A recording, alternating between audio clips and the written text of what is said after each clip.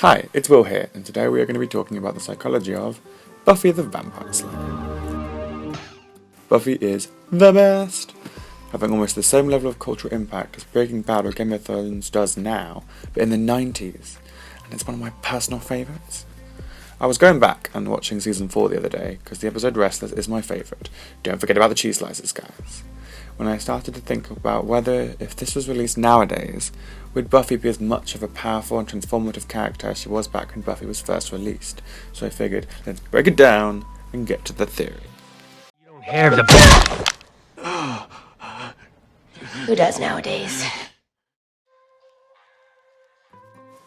Back when Buffy first came out, slasher movies were making the triumphant return, with movies like Scream revitalising the genre and breathing new life into horror. The new wave of horror, as well as the classic slashers of the 80s, was part of Joss Whedon's, the creator of Buffy's, original motivation behind the character. What if instead of the monster hunting down the pretty blonde girl instead hunted down the monster? A truly innovative idea at the time, and still, although to lesser extents, holds up today as a way to subvert the genre, if you ignore the obvious exceptions of some of the more badass horror heroines. Buffy is still kick-ass. She is strong and powerful, but doesn't fall into the trappings of some other strong female characters, where they feel they have to masculinize their heroine in order to convince the audience she is capable of such strengths. Buffy doesn't need this. She is hardcore, powerful, and kicks butt.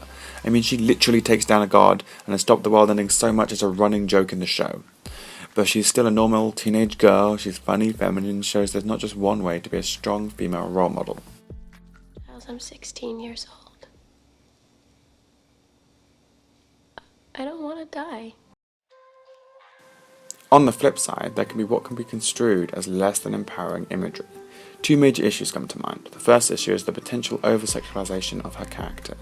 Now, I'm not saying that women can't kick ass wearing whatever they want, but in this kind of show, it represents a real issue.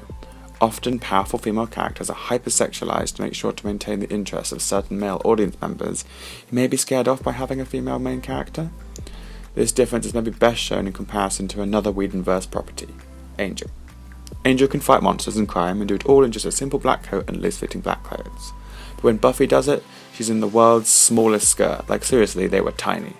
Or very, very tight leather trousers. And if you were to flip it so that Angel was wearing these form-fitting, sexualized clothing, and Buffy was wearing more comfortable and appropriate crime-fighting clothes, you would feel something was amiss.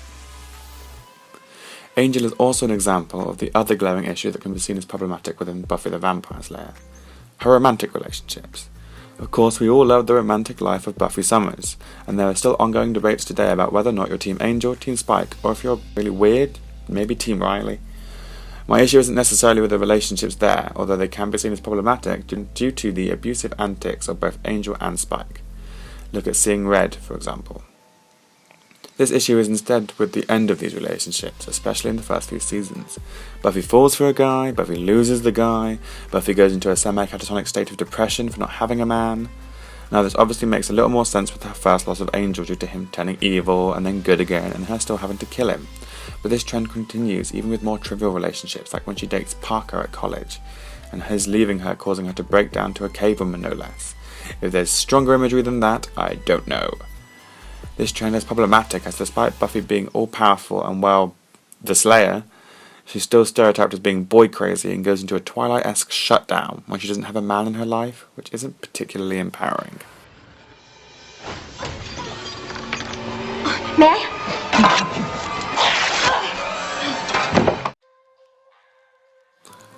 However, despite all the potential issues that can be found with Buffy, I think it still does hold up. As while there is some issue to be found with what Buffy wears, arguably she should be able to wear what she likes and do what she wants. And the fact that the show is full of many strong and powerful female characters who all dress in totally different ways makes this a little bit less problematic. Equally, people are allowed to have relationship troubles, and the show is meant to represent the trials and tribulations of being a young person, which this really can be a part of. Plus, later on in the seasons, she takes these troubles to heart and is almost always the strong one in her relationships. She doesn't give in to Dracula's charms. She rejects Spike and makes the first move in a lot of her romantic entanglements. But that's just my opinion.